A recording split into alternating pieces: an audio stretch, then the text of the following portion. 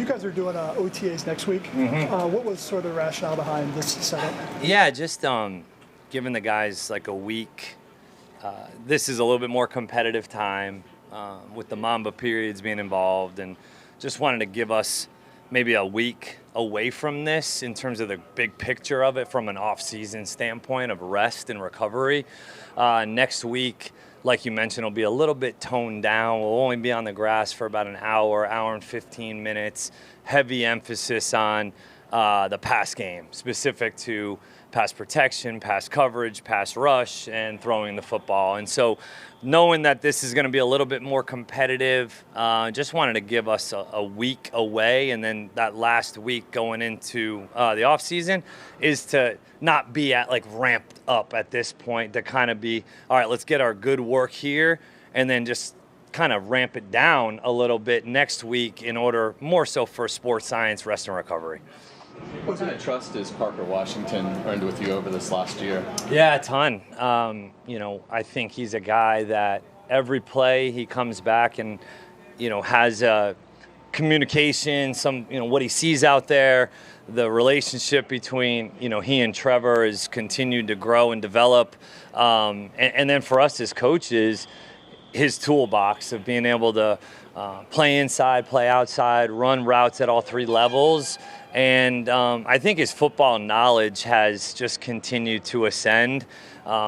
What he knows he's seeing pre-snap to what the coverage does maybe post-snap, how people and leverages change throughout some coverages. I just think his overall knowledge is really elevated over the last year, and so that makes it a lot easier to work with somebody and to trust them that they're going to do the right thing come game day. It is Mandatory Minicamp. No, Hunter came on the field late. Just any updates on him, and then Cole and C-Rod? Yeah, no updates on the injured guys. I think they'll be. I know Chris will be full go. Come training camp. Cole's a part of that same process of. Might be a little bit longer in training camp. We'll have to see. But Travis, I know he ran 22.6 this morning, outside here, and he was talking a lot of smack to Chris Bach and the athletic trainers, and I mean he's worked his tail off. I got to give a lot of credit to our strength staff, athletic training, sports science. They've just kept him not motivated because he motivates himself, but they've kept it creative for him.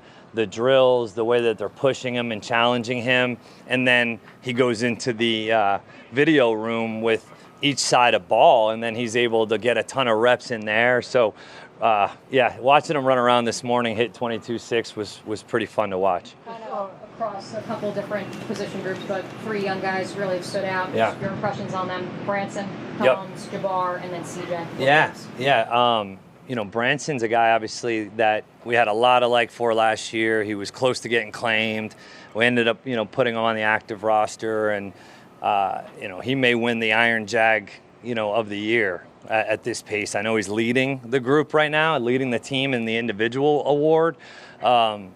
Just low-key, he's pretty athletic. Like, he's explosive. He can do multiple different things in terms of coverage abilities, whether it's in man or zone. I like him in coverage. I think he's done a nice job with Foye not getting as many reps in some of the team settings, with he and Jack having to get more of those, so being able to communicate at a high level is what he's needed, those reps. I think Jabbar, he's made a ton of plays out here. You could argue for a most improved for Jabbar, really, over the last year. A guy that really spent the majority of the time last year on practice squad and giving show team reps, and he's made so many plays out here. I think we're excited about what he's able to do.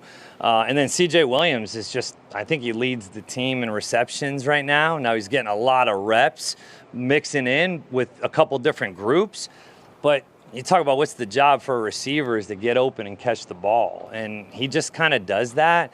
It's not necessarily flashy or some, big splash move or play. I think the quarterbacks trust him. He's smart, knows his job. And it was nice to see Josh Cameron make a couple plays today as well, which was our first real action seeing him. What did you like about his college tape, and has it translated here so far? Yeah, today I thought last week he made a few plays in the red zone. The one when we were in that, I don't know if you guys were here, he made a couple of good plays in the red area last week. And then again today, just being able to, the wingspan, right? It's like when the field gets shorter and tighter down there, well, what can we use to our advantage is height and length and being able to put the ball up for guys. And that's something that really showed on his college tape. It showed up at the Senior Bowl. And look, who knows what that equals in the NFL, right? But I have seen a relationship and chemistry with he and the quarterbacks is starting to get there. I know, he's a little banged up early in OTAs and just in terms of not being able to go full go, but you trust guys that can catch the football and put the ball in different places that maybe they're covered, but they're not all the way covered when you can put it up for them.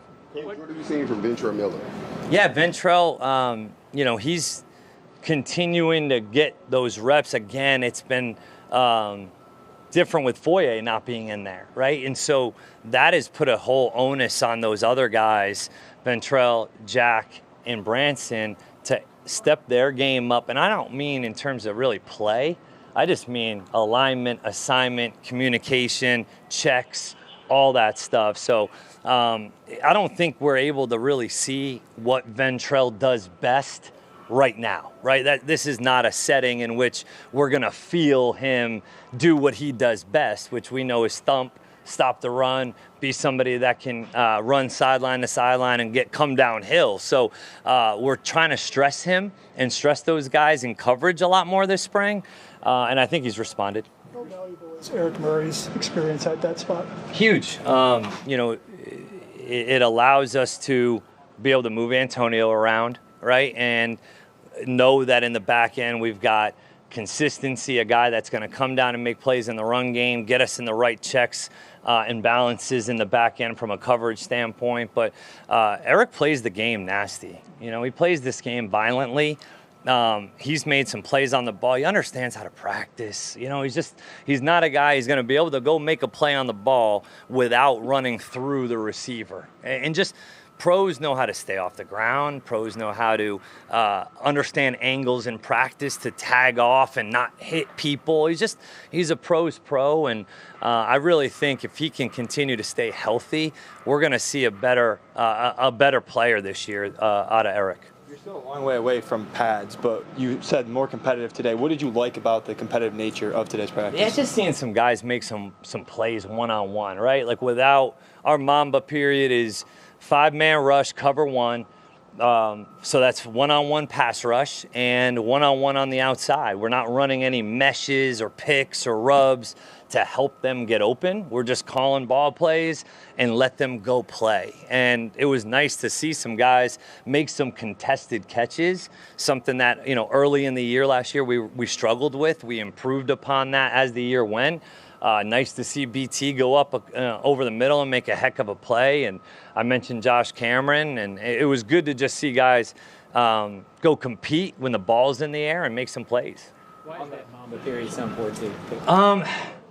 Because it's process driven. It's like living in the moment, right? We only have these 3 plays, right? And so we're great in it. We're scoring it, but we've got to live in the moment and play the next play, right? So the offense may win one. Well, how does the defense then respond? And then how do you respond offensively to the success you just had?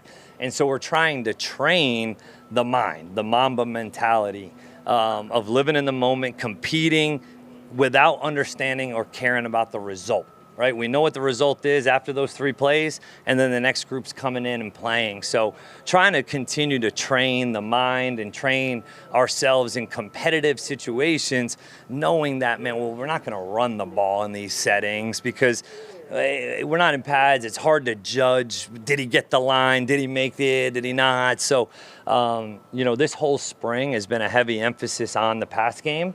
And then that'll somewhat flip as we head into training camp, be a little bit heavier run to pass. And so that's what this gives us, and Mamba allows us to go be competitive without putting our guys in too much harm.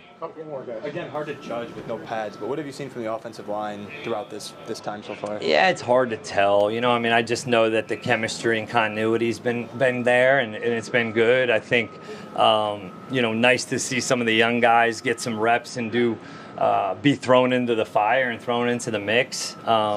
You know, it's just always nice when you have a lot. I mean, right now we got 9 guys that I would feel confident and comfortable putting into a game right now and say, let's go win and see what happens. And so you're building your depth right now. You're building the continuity and chemistry with the younger guys coming into the mix. And then once we get to the pads, we'll see what we actually have in terms of being able to move people and run the football. You briefly mentioned it. Trevor and Brian Thomas Jr. have connected on a number of deep balls over the last couple weeks. Yeah. Is garnering that downfield connection a point of emphasis for the offense at this time? Yeah, it's been a huge point of emphasis. I would say we've probably hit more of those in these OTAs and minicamp than we did of all last season or last offseason combined. That's being the spring and training camp. I would say we've probably hit more of those than last year combined, which is a good thing. It's something that we wanted to emphasize. We started to emphasize it more, you know, after the bye, was in terms of trying to push the ball down the field more. And that chemistry with those two is so important, because if we can be explosive with those down the field routes, being able to push the ball down the field with those two specifically, well, man, I mean, now it truly unlocks what everybody else can do, not only just what he and BT are able to do. It helps Brent Strange, it helps Parker Washington, it helps Jacoby Myers, and it helps the run game. Because now it's like, okay, if we keep throwing over your head, now maybe you have to play more 2 high safeties, be able to lean coverage, and now we're able to run the football, and it helps the underneath guys. So it's crucial to our success. Last one, Justin. With Amir Abdullah, just what do you get from a veteran guy like that in a running back room that's relatively young? Yeah, it's a young room, as you mentioned. And Amir, again, another pro's pro, just does everything. You don't have to say much to him. You don't have to tell him a ton of details in order for him to get something. He picks it up very quickly. I think he's a natural slash runner. You know, he can stick his foot in the ground. He's got some wiggle inside. And then in the pass game, I really like him in the pass game. I mean, he can run routes. He can double you up. He can come to balance and work edges on people. So I've been very happy to have Amir. I think he's, like you mentioned, good for the room. He's on the quieter side, especially just coming in. But I think we'll continue to feel some of his experience and some of his leadership qualities as we go and we get to know each other more. Thank you so much. Great, guys. All right. Fire away. I'll just follow up with you on Amir Abdullah, just kind of veteran guy in a running back room that's relatively young. Like, what do you guys get from that, from his presence? Yeah, the veteran presence is absolutely real. Those guys have done a great job of continuing to grow from last year to this year, not just in their understanding of the system, but their knowledge of NFL football and just general football intelligence. But he brings that vast experience of different offenses he's been in, different defenses he's seen, different protocols that he's practiced and gone through, whether it's preparation during a week or going through an off season, taking care of your body. So all those things that he's experienced only add to the value of those guys' growth. Got a lot of competition going on, but when you see the pocket collapse like that and Trevor goes down, do you lose your breath for a few seconds? Yeah, that's probably a good way to put it. You lose your breath for a few seconds. Certainly not our standard of practice and the way we want to go out there and execute things. Protecting the quarterback and protecting the football is of the utmost importance, so it's on us to make sure that we keep him protected at all times, but there's a standard we want to practice, and we know we're constantly working towards that standard. This staff has consistently highlighted the importance of, being physical and having a good character. Are there any young names through the draft that have stood out early on in those regards?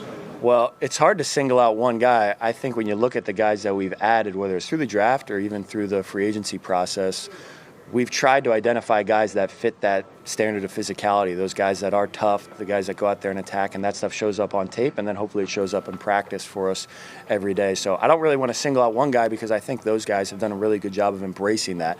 It's tough. It's really challenging to do that because you're learning so many different things, not just techniques, but schemes, the way things are communicated as a rookie.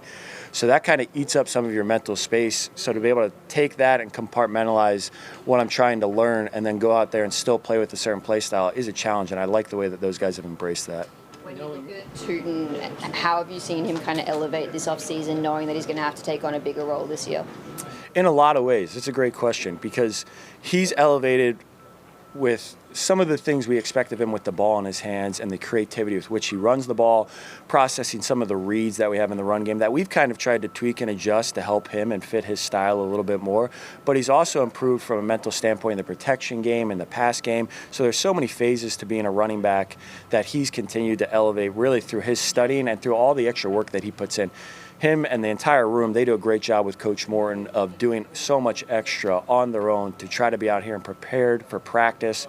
But not only that, to grow and develop, like we talked about, the knowledge of football and just recognizing defenses, the way certain fronts are going to play out against certain runs. His anticipation of that will help him. Maybe it doesn't always show up here in the spring, but it'll really show up once we put pads on.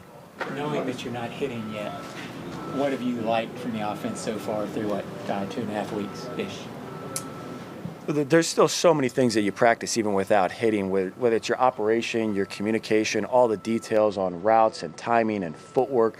Even from an offensive line perspective, people think that you can't necessarily go out there and practice offensive line play, but you're still practicing proper hand placement, proper striking, proper footwork. All of those things need to show up in individual drills, then they need to show up in walkthroughs, then in jog throughs, and then in full speed. It is still a full speed punch, it's just without all the force behind it. So we try to continue to build those habits in everything we do. Brent, there's so much to learn last year for Trevor, what you guys were expecting, the new offense.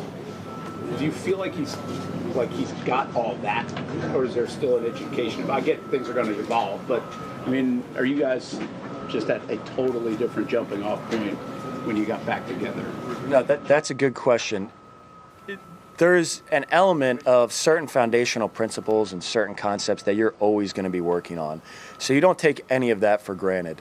Now, the time it takes to get down the formations or shift or motion or calling plays is condensed this offseason compared to last offseason. What that allows you to do is ultimately take that time and allocate it towards some of the more advanced concepts or studying defenses or the different things that come up over the course of a year.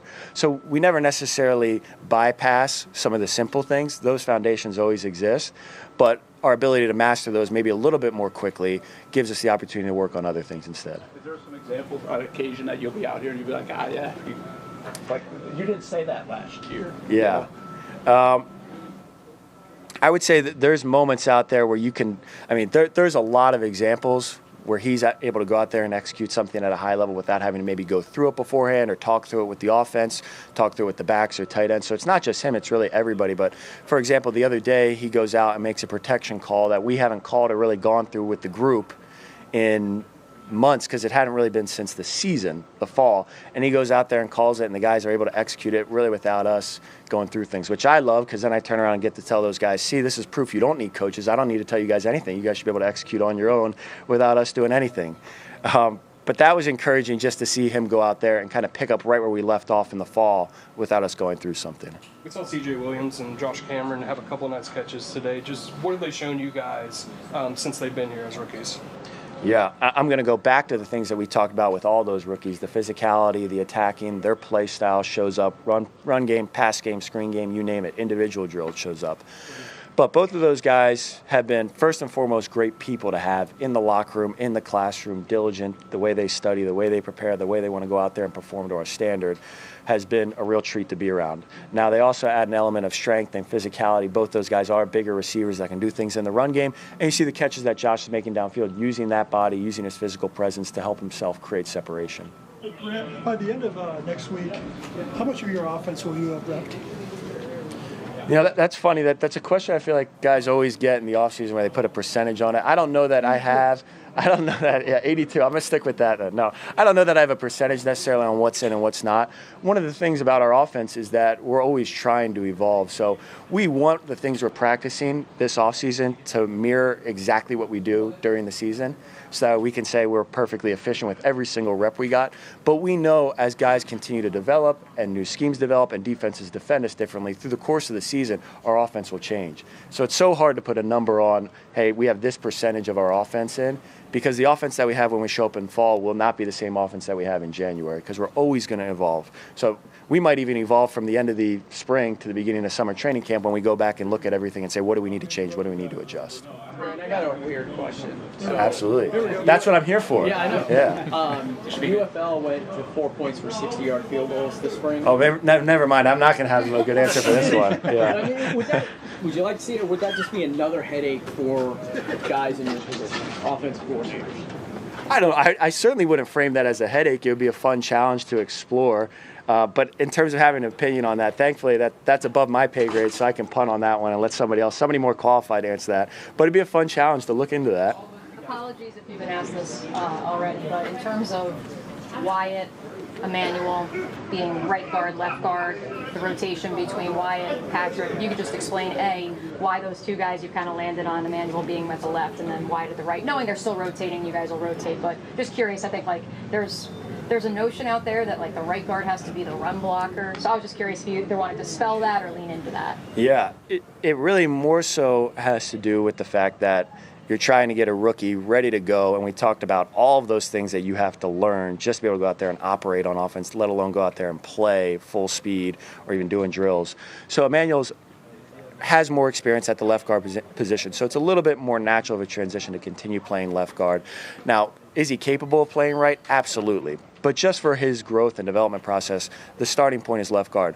Like I mentioned last year probably, we want to have as much flexibility in the offensive line room as we possibly can. So those guys we want to be able to play left, right, inside, outside if they're able to. So you'll see some of that. You probably already saw some of that today, and that'll continue through training camp just like it did last year, where just because Wyatt's playing right, he might not always play right. He's going to get some reps at left. He's going to get some reps inside. He's going to get some reps outside. We're incredibly fortunate to have guys that can handle that and do that, so we try to take advantage of that when we can. And then obviously it's good to see him continue to push Patrick in team periods.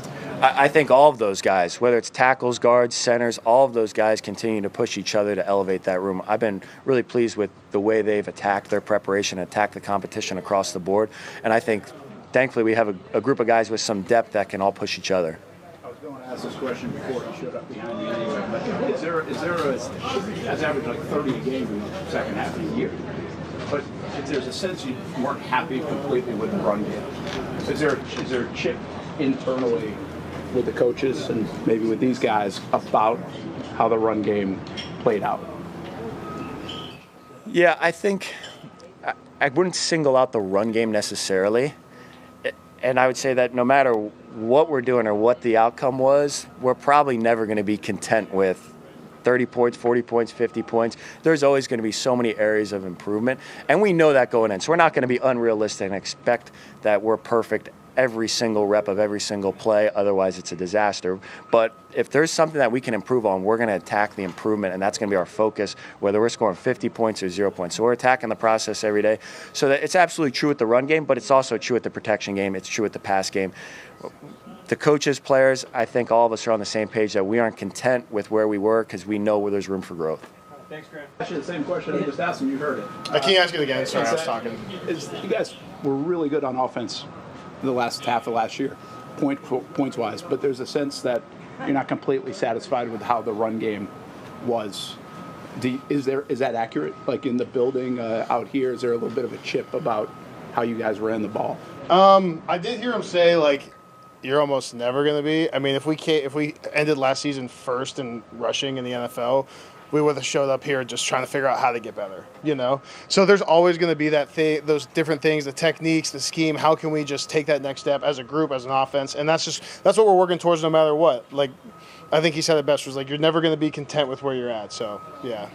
Last year, you were kind of the guy that came in with knowledge of the system. You understood it. You were able to be kind of a secondary coach to when guys had questions. This year, how much easier has it been to just communicate when everybody already knows like what's going on? Yeah, the coming in with such a bit better baseline as a team, as a unit, as an offense with what we're doing has definitely made it easier. It's shown in camp.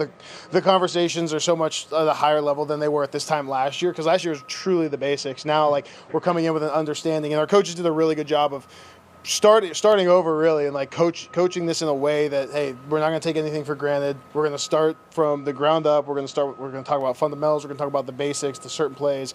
They didn't take for granted that we had a year in the system. I think that's hats off to them. They did an unbelievable job this spring of coaching it in a way that is consistent with where we want to go. Just process.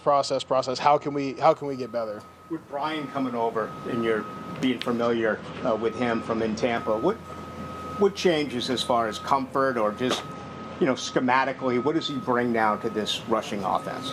Yeah, so it's been great getting to work with BP again, and like you said, schematically, like his brain is wired for running the football, and I love it. So we get to have a lot of great conversations about it. He and Liam have known each other a long time, so they have such a deep-rooted relationship, especially like personally and coaching-wise. So you just know that there's always going to be a consistent line of communication from the offensive line room to the offensive coordinator to the head coach, and that means a lot to us. You just know everything it's streamlined, and what you're hearing is you're not hearing multiple different things. And we didn't have that last year either, but that's just another benefit of their relationship, and he's done a great job so far.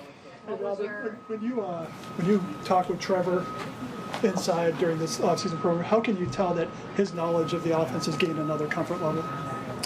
Yeah, I think we saw it, especially just throughout the last season. You saw him grow. I think I talked about it ad nauseum, honestly. It came up a lot, and I was very honest when I said, like, his growth has been a catalyst for our improvement as a team. And I think over the course of this offseason, he's taken even more steps. So when we got out here on the grass, you hit the ground running. Like I said, we started with those basics and fundamentals, but we all know what we're doing. We're all professional football players, and we're trying to compete every day, and that comes out, just the knowledge we have. It filters out once you're out there, and sometimes you're just playing football. Even if it's not something we talked about this spring, but it's something we've had before, those things will come out, and we're just playing football. That's the knowledge we have. That's the baseline we have from doing it for a year already. What were your initial impressions when you first met, and what you've seen the last few weeks from Emmanuel Pregnon? Eman's done great. He's super hungry to get better, which is awesome. He's meeting extra. He's asking the right questions. He's a physical and smart football player. So it's been fun to get to know him, and the other rookies, they've done a great job so far. This franchise hasn't gone back-to-back postseasons since 1999. How hard, or does this group have the right mentality to shift from a team that maybe snuck up on some people last year to now people know who you guys are and have expectations that you can get back there? Because is that a different mentality, I guess, too? No, I don't think it is. Because you said, is there a shift in the mentality? And the answer, to get back there, we cannot have a shift in our mentality is the thing. So our mentality has been, what's our process? When you have some success, to continue to have success, you have to look at what got you there. The success alone does not keep you successful. So for us, it's almost stripping our mentality down to the basics. It's the process. It's every day. What can I do today? How can I stack these days together, knowing that there's these huge goals in the future, and we're breaking it down to just today. And if I just continue to do today the best I can, and tomorrow the best I can, over and over, those things are going to come because of how we approached each opportunity each day. So I think it's not a shift in mindset, but it's truly being true to our own mindset in this building. Do you feel like you guys are doing that? Yeah, absolutely. It's talked about. I think it's necessary. It's known. We've talked about it as players. Just we have the opportunity to continue to get better and do some special things. But like I said, it doesn't just happen. It happens because we do the right things now and throughout training camp and during the weeks throughout the season and all those things. How have you seen Wyatt continue to develop? I think Wyatt's done a great job this spring. Same thing. Playing offensive line as a rookie is very difficult. There's a lot going on. The game happens close, it happens fast, and it's way different than college. The players are better, things are faster, and you have to get used to that. Wyatt did that early on and just kept getting better. So this spring, he's kind of come out, and he's just so much more comfortable. So it's been really fun to play next to him at times and see him compete and see the way he's handling himself, and his understanding of the game has improved a ton, and I'm super proud of that. Thanks, Red. Yep, thank you, guys.